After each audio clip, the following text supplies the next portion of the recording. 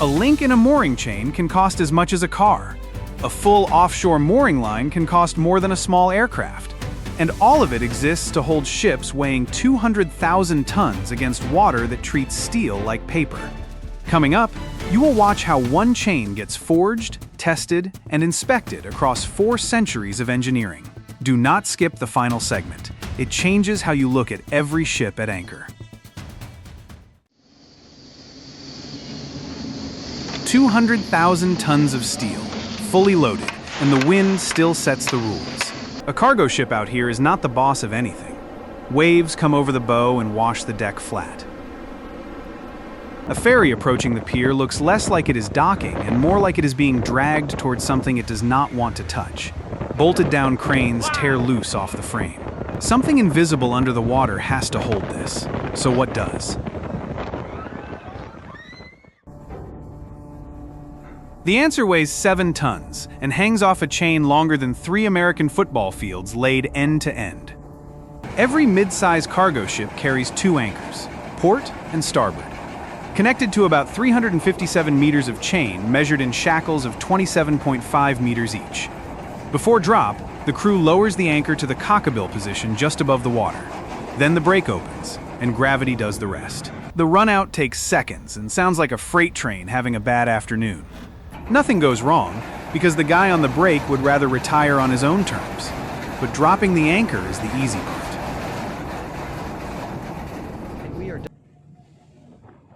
Most people get this part wrong. The anchor barely holds the ship. On a very large crude carrier tanker, the anchor itself contributes only a small share of total resistance. The real workhorse is the length of chain lying flat on the seabed. Friction along that horizontal section is what actually stops drift. The anchor digs in as a starting point, the chain does the pulling, and the load spreads across every link. Look at the chain going into the water. That curve is doing about 80% of the job. Now apply that idea to something weighing 660,000 tons, fully loaded, 6 times heavier than the largest aircraft carrier in service. This facility sits 200 kilometers off the Australian coast, where cyclones are a constant threat. Holding it in place takes 16 mooring lines connected to piles drilled deep into the seabed. One chain alone contains nearly 25,000 links. A turret inside the hull allows the entire facility to rotate with the wind and waves, preventing extreme loads from building up on the moorings during storms. Without that freedom to turn, the forces would be far harder to manage. The crew celebrates after connecting line number 8, a major milestone in securing the facility for decades. Which mooring system do you think will dominate 20 years from now? Improved steel chains or entirely new synthetic systems? Tell us what you think.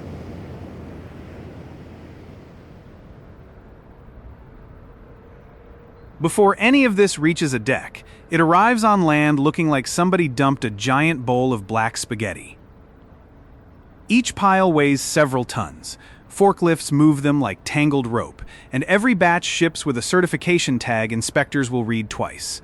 Ordinary logistics, for anything but ordinary steel. Then comes the piece that quietly decides whether the whole system holds: the chain stopper.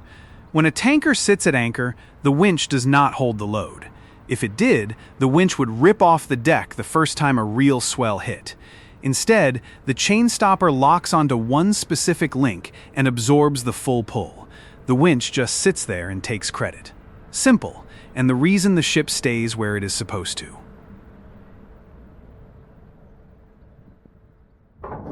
The windlass gets the last word, but not the way you would expect.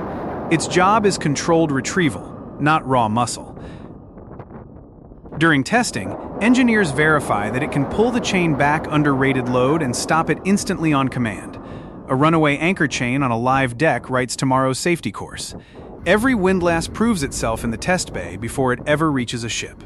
But the whole system still depends on the steel inside every link. And it starts with liquid metal at over 1,000 degrees Celsius, doing something that looks meditative on film and is far more dangerous than the camera makes it look. Can continuous casting for long products is where a future chain link's fate gets decided. Impurities invisible to the eye today become fatigue cracks 20 years later, dangling under an offshore platform. Operators obsess over what nobody else notices: dissolved oxygen, hydrogen content, non-metallic inclusions measured in microns. Somewhere, right now, a guy 8,000 miles from any beach is checking sulfur content on a spreadsheet. And a cruise passenger in the Caribbean has no idea her ship's mooring depends on his attention span.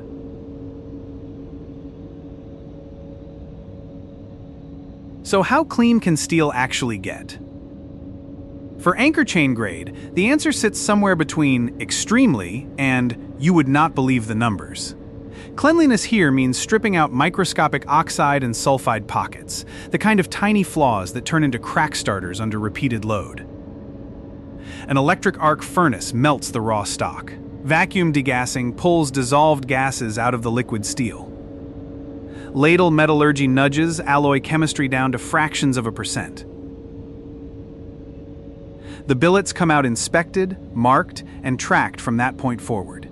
Every heat gets a chemistry certificate that follows it for life. If a link fails inspection at year 15 on some platform in the North Sea, engineers can trace it back to the exact hour it was poured and the shift on duty.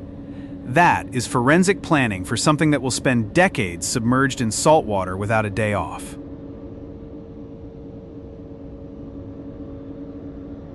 Then comes the part nobody films for the promo reel: sorting.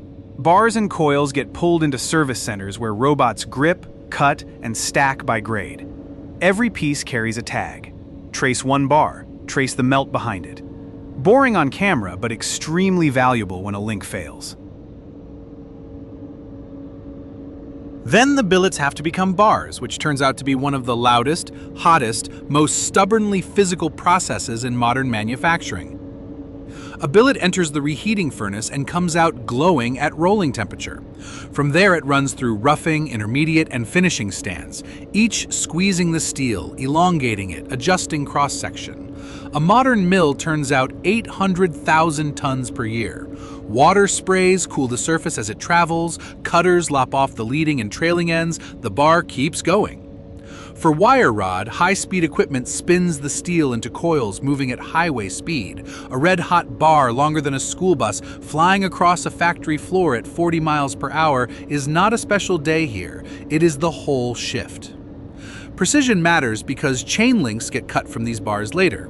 Every operator on the floor has seen the aftermath of a bad rolling job at least once, and once is usually the number that sticks.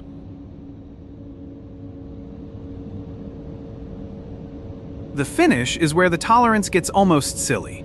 A precision sizing mill wraps 3 rolls around the bar and adjusts the roll gap hydraulically during rolling, meaning diameter changes in milliseconds mid-pass. Result? Tolerance 6 to 10 times tighter than the standard, held across the entire bar length regardless of temperature swings. That consistency lets a chain manufacturer feed the bar straight into their line without pre-machining. Off by 0.5 millimeter, and the flash butt weld downstream will not seat properly. The kind of tiny problem that finishes a 25-year chain sitting under 2,000 meters of ocean water. But the bar is only the beginning. A chain begins with a cut, and that cut has to be dead perpendicular or nothing downstream works.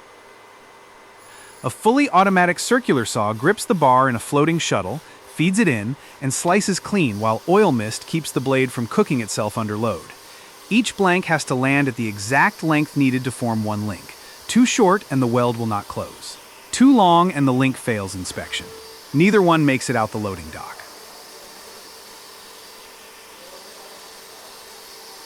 For anchor chain bar this thick, a standard saw just deflects and gives up.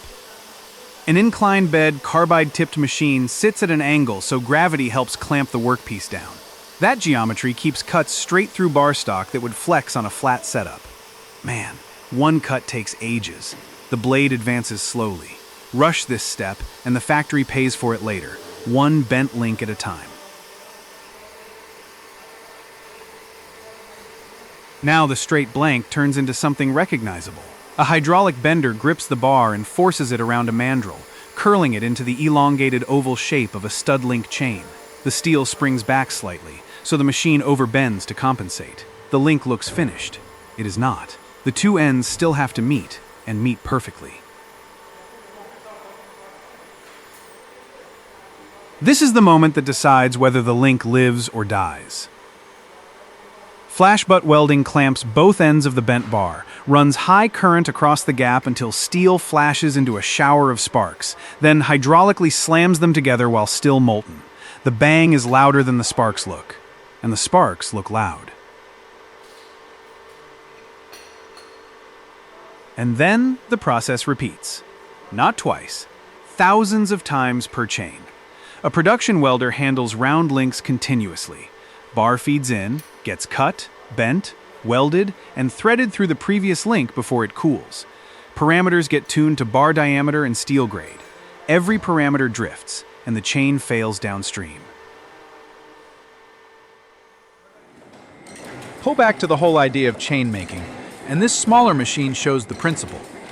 Wire feeds in, gets bent into an oval, threaded through the previous link, and joined shut in continuous motion. The exact logic drives every chain plant on Earth, but this machine handles wire the width of a pencil. Anchor plants run bar stock as thick as a grown man's wrist. The choreography looks identical. The tonnage is about 800 times different. For anyone who has actually worked in a chain plant, is the 800 times figure too high, too low, or roughly right? Start with the oldest name in the game. A Swedish operation running continuously since 1590. That is 434 years of one product. The recipe is simple to say and hard to do. Specific steel grades, arrival inspection on every bar, flash butt welding to a proprietary sequence, drop forged studs, magnetic particle inspection before heat treatment, and phased array ultrasonic testing that covers 100% of every weld volume. 4 centuries of doing one thing tends to leave a mark on how carefully you do it.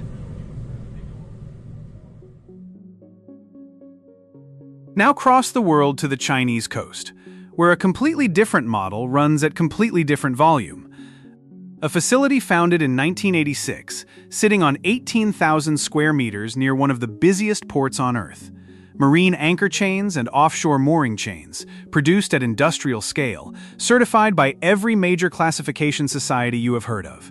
The layout tells the story. Forging lines, flash welding cells, vertical continuous heat treatment furnaces, chain surface shot blasting, tensile testing rigs, and a full non-destructive testing lab.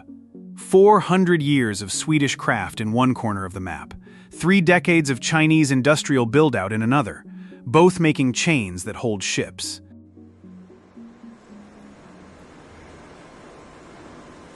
Walk into a modern Chinese chain plant, and you will see something surprisingly familiar to the Swedish process. Same basic sequence, different pace. Raw material comes in. Bars get cut, heated, hot extrusion, molded, bent into shape, closed, welded, trimmed. Studs are inserted where required. Every link goes through visual inspection and load tensile testing. Then PC heat treatment brings the mechanical properties into spec. Surface treatment and painting come last, followed by storage in yards that look like small port terminals. The finished chains ship to customers across the domestic Chinese network and out to global buyers. What surprises Western engineers who visit is not the equipment, it is the throughput. A plant like this can move volumes in a month that would have taken a European mill a year in the 1980s. The pace at which Chinese chain plants scaled up shocked the industry, and it still does. Visitors keep leaving with a "how the hell" look on their face. Watch a forging line at full speed, and one thing becomes obvious. Chain making runs on rhythm, not brute force. A metal rod feeds in cold. Rollers grip it, an induction section brings it to bright orange, and it enters the forging dies glowing. The dies squeeze the rod into the elongated shape of a chain link. Sparks fly off, workers stand back at the safe distance they memorized on day 1, and the link drops onto a rotating table where finished pieces pile up. A press on the next station handles the closure and joining. The cycle repeats every few seconds, hour after hour. The heat coming off this line makes a summer afternoon in the plant feel like a mild sauna. In winter, Workers stand a little closer to it and pretend that was always the plan. Piles of glowing links accumulate at the end of the line, cooling slowly while the next batch is already being fed in. Tongs go in, the press comes down, the link takes form. 50 years of experience compressed into 3 seconds of precise movement, the kind of skill nobody teaches in college.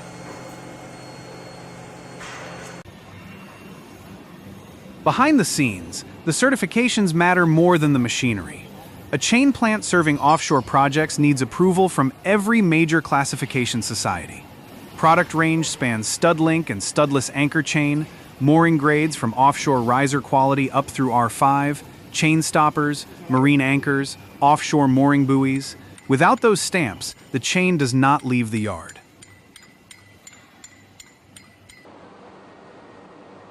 Then comes the piece that changed the global map. R5 mooring chain, 152 millimeters in diameter. Before 2012, only a handful of foreign producers could mass manufacture it. When a Chinese plant hit that specification, it broke an obstacle the offshore industry had lived with for decades. The proof came fast. Those chains held a semi-submersible platform steady when a real typhoon hit the East China Sea, and the export orders followed within months.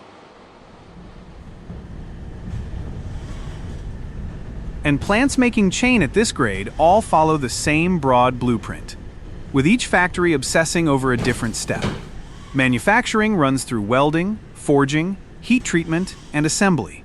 Quality inspection covers tensile testing, impact testing, and non-destructive testing on every link. Packaging is designed for oceanic shipping, because a bent link on a truck ride to the port is a bent link no customer will accept. Global distribution networks handle logistics from the mill to platforms in the North Sea, the Gulf of Mexico, offshore Brazil. A chain built in one country, shipped across 3 oceans, holding a platform anchored in a 4th. Grinding is where the link earns its finish. Sparks fly, the worker's angle stays exact, the surface comes out smooth enough for the next inspection stage. Beautiful result.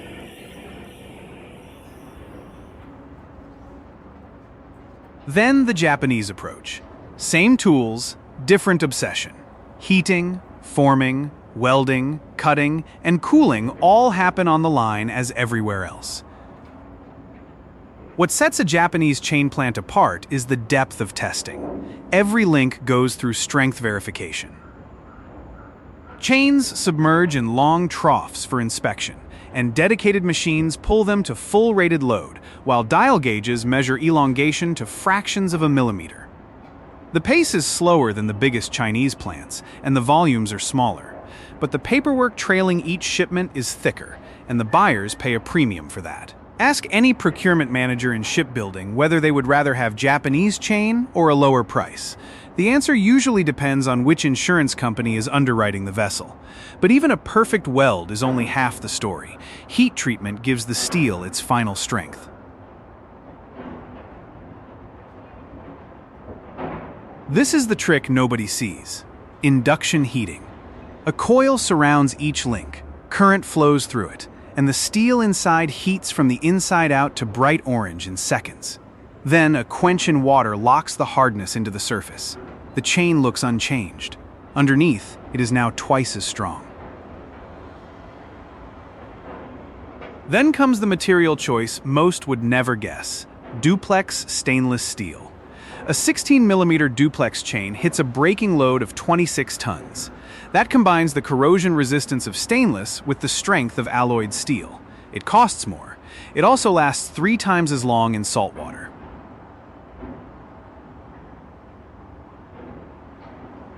The European approach adds one detail.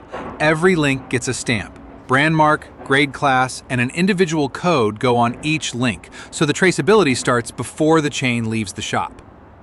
Heat treatment sets the resistance and toughness. Surface finish comes last, sandblasted, galvanized, or painted. Then the final test uses diamond-tipped needles, because when you are checking whether steel is hard enough, only harder tools qualify.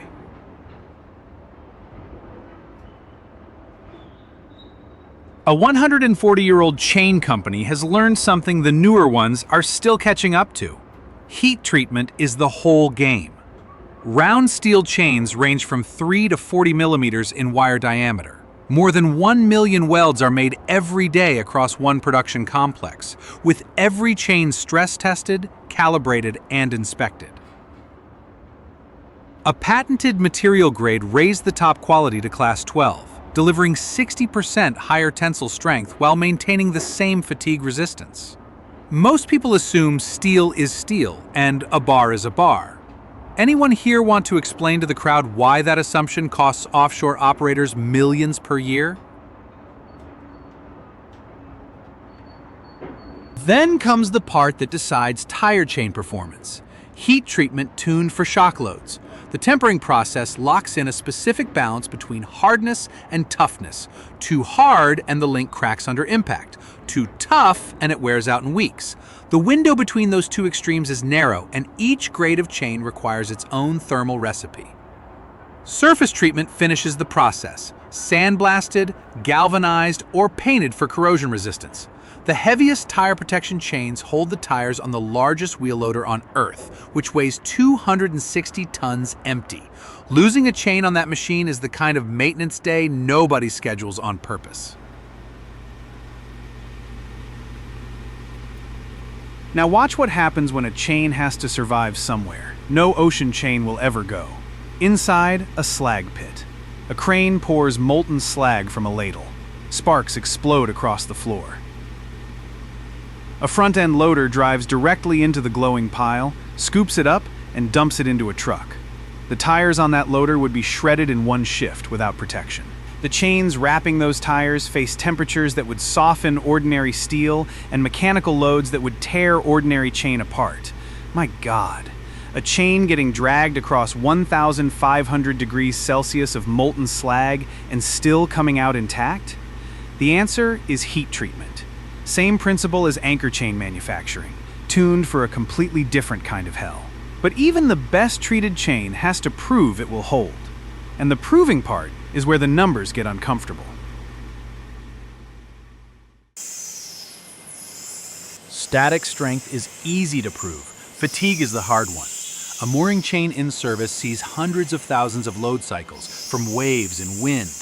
A fatigue rig hooks the chain up, applies cyclic loading through hydraulic cylinders, and counts cycles until failure. R5 grade chain has higher static strength than R3, but higher grades don't automatically mean better fatigue life in saltwater. Test data settles the argument. Assumption gets people killed.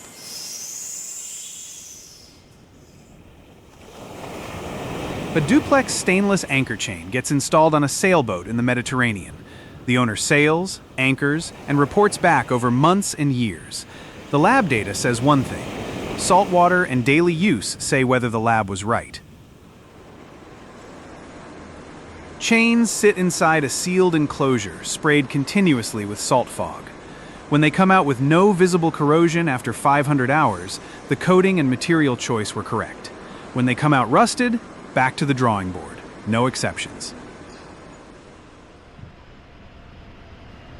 But the biggest inspection numbers happen after the chain has been in service. Millions of feet of mooring chain, offshore, at end of life. A specialist inspection company lifts the chain off the vessel in sections weighing 250 tons per lift. The chain gets flaked out on the dock, cleaned to a standard where magnetic particle inspection actually works, and walked link by a lead inspector. Every 100 links get marked as an inspection reference point. Then the chain runs through a dedicated inspection unit that performs magnetic particle testing, dimensional checks, and stud repair. Individual identification numbers get fitted for lifetime traceability. Somebody's job is literally walking miles of chain looking for the one link that might fail. And they have to enjoy it.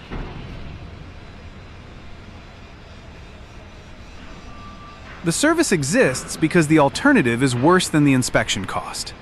Semi-submersible drilling rigs, floating production units, offshore installations. All use mooring chain rated across every classification grade. Chain inspection happens on rotation, and the interval depends on operating environment, grade of chain, and how much fatigue the system has already absorbed. Field inspection covers all chain grades and sizes, under every classification society. A rig that skips its scheduled chain inspection is a rig gambling, with a repair estimate that reads 8 to 10 figures. And once inspection clears the chain, it is finally ready for the one thing every step of this process was designed for: the ocean itself.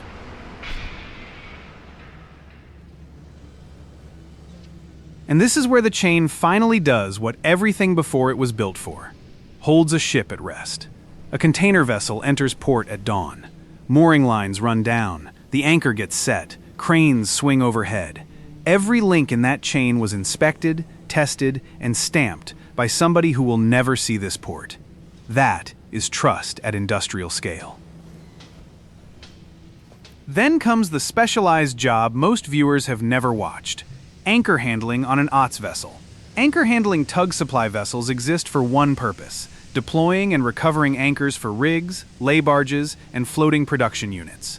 The crew catches a marker buoy, hooks up a sling to the wire, and spools the anchor line onto the drum. A massive anchor gets pulled back over the stern roller, a curved steel ramp at the back of the ship rated for tens of tons, and then lowered slowly to the seabed. Then the buoy gets released back into the sea to mark the anchor position. Everybody on that deck is wearing an orange overall for a reason. If something goes wrong on an anchor line under tension, you need to be visible from a helicopter. That is not a metaphor. That is the operating manual. But even with the best equipment and the best crew, roughly half of all anchor losses trace back to operational mistakes. The D-shackle bolt connecting the anchor to the chain is the smallest part of the system and the most critical. A tapered pin secures it, and a lead pellet locks the pin. If the pellet is lost, the pin backs out, and the anchor drops to the seabed on its own schedule. Kenter shackles, chain stoppers, swivel pins, brake linings — every component has a maintenance interval nobody enjoys keeping. A ship at anchor should have chain paid out at 6 to 10 times water depth. Anything less, and the anchor's holding power drops off a cliff. Weather forecasts, seabed type, water depth, traffic, all factor into the anchoring plan. Anchoring looks like the easy part of seamanship. But just ask any master who has dragged anchor in a storm at 2 a.m. whether they agree.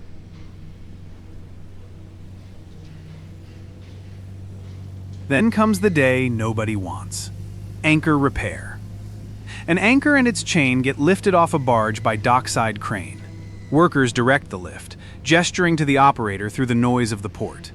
The chain lowers into position on the barge, and crew members guide it into place by hand. The anchor follows, lowered slowly, secured with chocks, and rigged for inspection. A chain that failed offshore has to come home, get diagnosed, and get repaired or replaced.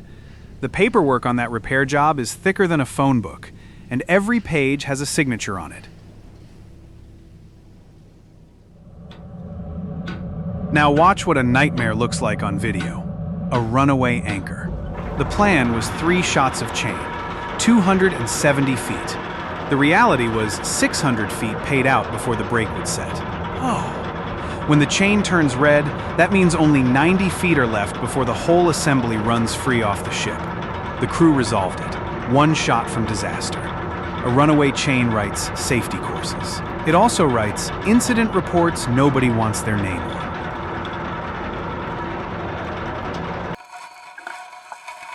But there is one more cost most viewers have never considered: what the anchor does to the ocean floor.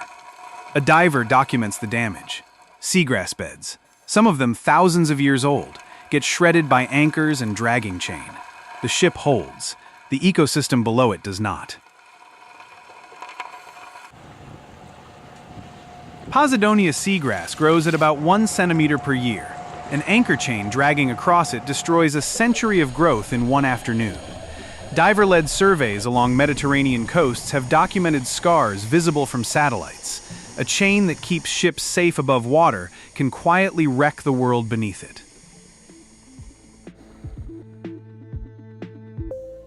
Look at what actually holds ships still on this planet, and the picture is uncomfortable. A mooring chain linked the diameter of a grown man's wrist can cost as much as a car. Synthetic fiber mooring systems are gaining ground because they are lighter, resist corrosion, and are easier to install.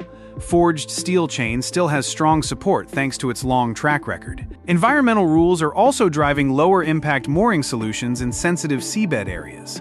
My bet is that forged steel chain still has one more good century left in it before synthetics take over the deep water market. Change my mind in the comments.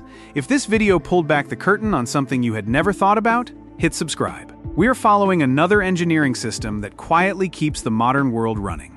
See you. Take care.